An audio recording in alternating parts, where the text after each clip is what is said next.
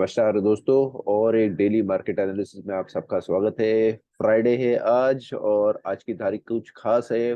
5 मई 2023। तो अगर आप लिखते वक्त देखो तो एक 5/5/23 ऐसे करके लिखा जाएगा। 2+3 फिर से 5 आता है तो 5/5/5 है। चलो देखते हैं क्या हो सकता है खास इस डेट पे, स्पेशली न्यूमरोलॉजी के हिसाब से। अगर मैं डाउ जोन्स से शुरुआत करूं तो डाउ जोन्स ने एक टॉप बनाया था, लो बनाया, एक रिवर्सल दिया, पैटर्न बना दिया रिवर्सल के लिए और वहां से फिर से नीचे के साइड में आया है। तो 162 का रेशियो फिलहाल टच करके मार्केट अपसाइड में दिख रहा है। तो फिर से शायद अपसाइड में मूवमेंट देख सकता है और उसके बाद में नीचे आ सकता है। देखते हैं क्या होता है क्या नहीं, या फिर यहाँ से नीचे भी फॉल हो सकता है, डिपेंडिंग ऑन द मार्केट का फिलहाल मोमेंटम कैसा रहेगा उसके हिसाब से। बट यस, कुछ खास चीजें होने वाली है शायद, ऐसे लग रहा है डाउ जोन्स से। तो अभी तो फिलहाल ये हो गया है। तो आज जब भी डाउ जोन्स खुलेगा तो उसके हिसाब से पता चलेगा कि ये क्या ट्रेंड बनाएगा, कैसे बनाएगा और किस डायरेक्शन में आगे में उसके हिसाब से जा सकता है।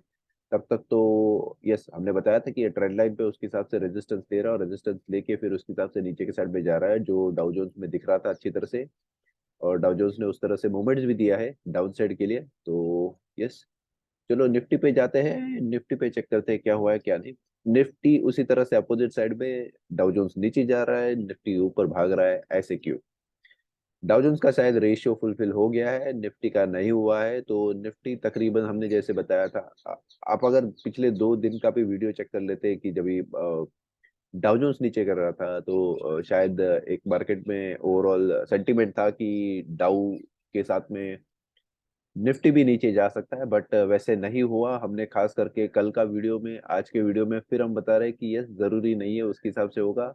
मार्केट का जब रेशियो फुलफिल हो जाएगा उसके बाद में वो काम करना शुरू कर देगा। तो तकरीबन हम फिलहाल यहाँ से सोच रहे हैं कि यस, एक थोड़ा और अपसाइड का मूवमेंट आ सकता है। देखिए कल का एक अच्छा बुलिश कैंडल हुआ है, ये बुलिश कैंडल लेके जाना चाहिए हमको 18,400 के ऊपर में भी, वहां पे सस्टेन करके रहना चाहिए और वहां से फिर एक अपसाइड में मूवमेंट दिखना चाहिए।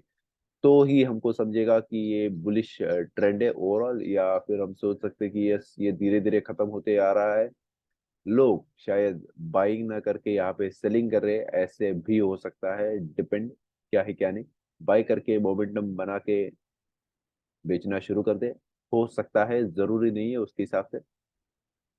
तो चलो चेक करेंगे क्या होता है क्या नहीं। बट निफ्टी में यस, एक ट्रेंड ब्रेकआउट किया, सपोर्ट लिया, वहां से एक अपसाइड में मोमेंटम दिख रहा है। एक्सपेक्टेड अप टू 18,400 की लेवल, 23.6 की जो एक नेचुरल लेवल उसके हिसाब से आ जाती है मार्केट के रेशियोज के हिसाब से।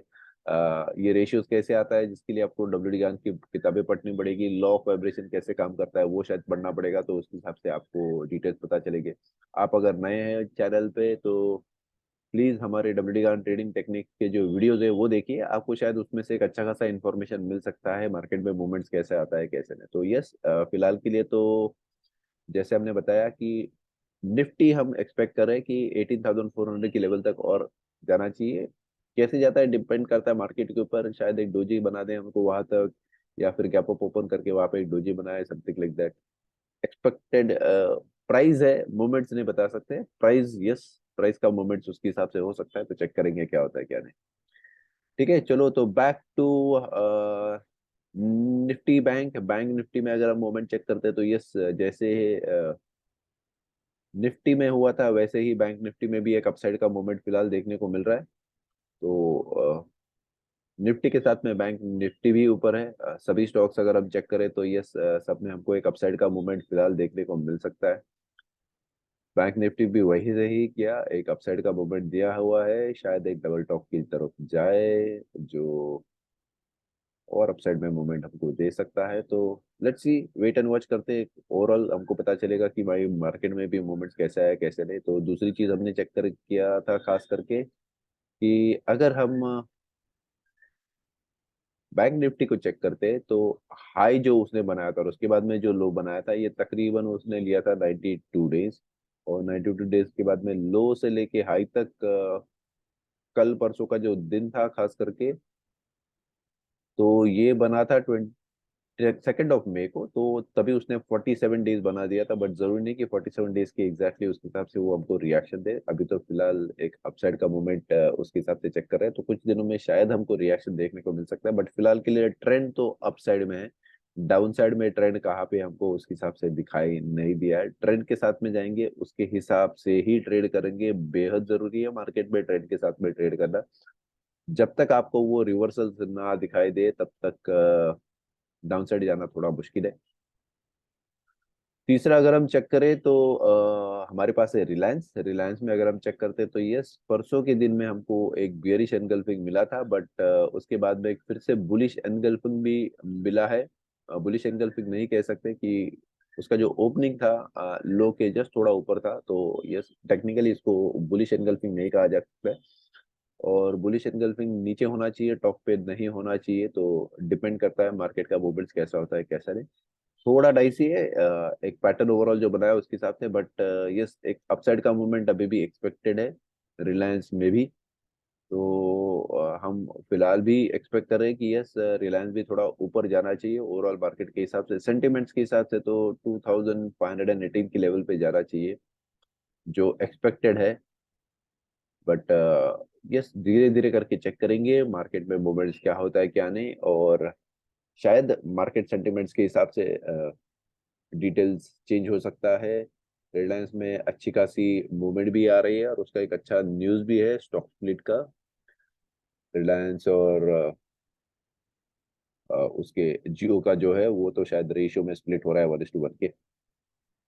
एच डी एफ सी ने प्रीवियस क्लोज के ऊपर में क्लोजिंग दे दिया है, एक बेरिश एनगल्फिंग बना था, मार्केट ने डबल बॉटम बनाया एचडीएफसी ने, और उसके हिसाब से तो फिलहाल प्रीवियस जो क्लोजिंग है उसके ऊपर के साइड में गया है, तो ये एक स्ट्रेंथ ओवरऑल देखने को मिल रहा है हमको यहाँ पे ओवरऑल।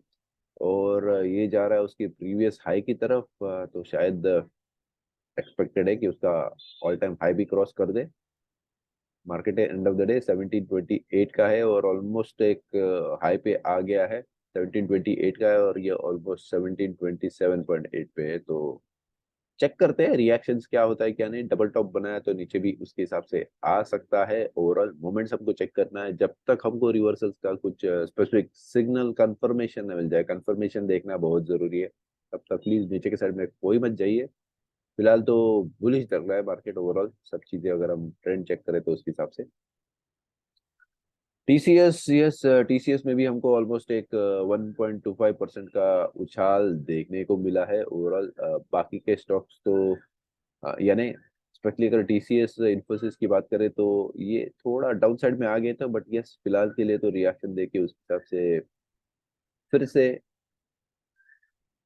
एक छोटा रिवर्सल बना रहे। देखिए एक हाई बनाया, लो बनाया, रिवर्सल बना दिया, तो ऑलमोस्ट एक पैटर्न लेके डाउन साइड के लिए रेडी दिख सकता है। इसका अपसाइड तो जब तक ये हाई क्लोज करके ऊपर नहीं जाता है तब तक खास करके इन्वेस्ट करना मुश्किल है। यस अगर आपने डाउन साइड में इन्वेस्ट किया तो ठीक है, समझ सकते हैं, बट फिलहाल 50% के लेवल पे सपोर्ट लेके ऊपर की तरफ आ रहा है, तो एक छोटा साइकिल शायद बना रहा है। उसके भी हिसाब से अगर ये नीचे बनाता है, जैसे यहाँ पे उसने पैटर्न बना दिया, तो ऐसे ही अगर ये पैटर्न बना के नीचे के साइड पे आता है तो यस आ सकता है। तो जरूरी नहीं कि इस अगर बुलिश कैंडल बनाए तो मार्केट अपसाइड में जाए, नीचे भी आने की आशंका हो सकती है। इन्फोसिस इन्फोसिस का भी वैसे ही हाल है। यस उसने एक 2331 के लेवल पे सपोर्ट तो ले लिया है ओवरऑल, और अगर हम एक्सपेक्ट करें तो प्रीवियस लेवल्स पे शायद हमको एक रेजिस्टेंस मिल सकता है। ये रेजिस्टेंस हो सकता है तकरीबन 1310 की लेवल पे, तो यस चेक करना पड़ेगा मार्केट में मूवमेंट्स कैसा होता है, बट अभी के लिए तो फिलहाल जो पैटर्न बन रहा है उसके हिसाब से एक डाइसी है ना, उसने हाई क्लोज किया है ना नीचे जा रहा है, तो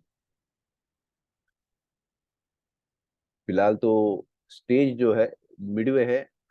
जैसे बाकी स्टॉक्स की है वैसे नहीं है इन्फोसिस की खास करके, तो चेक करते हैं मूवमेंट्स कैसे आएगा उसके हिसाब से डिपेंड करता है क्या है क्या नहीं, बट यस अभी के लिए फिलहाल अगर ट्रेंड चेक करो तो यस सपोर्ट लेवल के फिलहाल वो ऊपर है, और जैसे हमने बताया 1310 तक का अपसाइड मूवमेंट चेक करने को हमको मिल सकता है। नेक्स्ट आता है अडानी। अडानी जितना तेजी से नीचे गया था उतने ही तेजी से ऊपर भी आ गया है, तो यस हम बोल सकते हैं कि यस ओवरऑल उसने एक मोमेंटम क्रिएट करके दे दिया है। बट वही चीज, एक हाई क्रॉस नहीं किया है, तो शायद एक नीचे जाने की तैयारी उसके हिसाब से हो सकती है, डिपेंडिंग ऑन चार्ट जैसे बना है। तो अगर यहाँ से डाउन साइड के लिए मूवमेंट देता है, 50% का डे में रिवर्सल दे देता है और वहां से नीचे जाने लगता है, तो यस, शॉर्टिंग का अच्छा मौका हो सकता है। ट्रेड कीजिए और चेक कीजिए पैटर्न कैसे बनते हैं, उसके बाद हिसाब से डिपेंड करेंगे। ये तो हमने जस्ट एक ओवरऑल व्यू बता रहे हैं मार्केट खुलने के पहले। मार्केट जब भी खुलेगा तभी तो उसके हिसाब से सेंटिमेंट्स पता चलेगा कैसे बनता है कैसे नहीं, और उसके हिसाब से मार्केट नीचे की साइड में या अप साइड में हमको डेवलपमेंट देगा। तो अडानी यस, प्रीवियस हाई जो था उसके ऊपर अभी फिलहाल गया नहीं है, उसके नीचे ही है। यस, कैंडल स्टिक पैटर्न तो एक कल का बुलिश कैंडल बना के रखा है, बट तब नहीं है फिलहाल। वो लेवल्स के ऊपर जाना चाहिए तो फिर मजा आएगा ट्रेड करने में, तब तक के लिए थोड़ा मुश्किल है ट्रेड करना उसमें। आइए बाकी के जो स्टॉक्स या फिर कमोडिटीज हम बोल सकते हैं उसके ऊपर भी एक थोड़ा ध्यान देते हैं। उसके पहले डेविज लैब चेक कर लेते हैं। डेविज लैब एक स्टॉक है जो हमने उसके हिसाब से बताया था कि ये एक ब्रेकआउट दे दिया, ब्रेकआउट में सपोर्ट लेके उसके हिसाब से फिलहाल तो सस्टेन कर रहा है। देखिए धीरे धीरे धीरे धीरे करके वो नीचे उसका जो लोज है, higher lows higher lows higher lows बना के जा रहा है, तो एक धीरे धीरे सपोर्ट लेके ट्रेंड क्रिएट कर रहा है अपसाइड में। बट यस, जब तक आप 3364 की लेवल के ऊपर ना चले जाए तब तक मुश्किल है। तो धीरे धीरे यस अप ट्रेंड में बना रहा है, बट वो पैटर्न बनाना चाहिए। हाई बनाया, लो बनाया, हाई बनाया, लोअर हाई बनाया, हायर, सॉरी हायर लो बनाया, अभी एक हायर हाई भी बनाना चाहिए, तो पैटर्न उसके हिसाब से रेडी हो जाएगा। तब तक के लिए कोशिश रहे, जिन्होंने यहाँ पे ट्रेड किया है अच्छी बात है, लेके जाइए, सस्टेन कीजिए और धीरे धीरे उसका स्टॉप लॉस ट्रेल करते रहिए, क्योंकि ये लेवल क्रिटिकल है। ये लेवल के अगर ऊपर जाता है तो ही बेहतर है, नहीं तो फिर धीरे धीरे हमको हमारा स्टॉप लॉस ट्रेल भी करना है।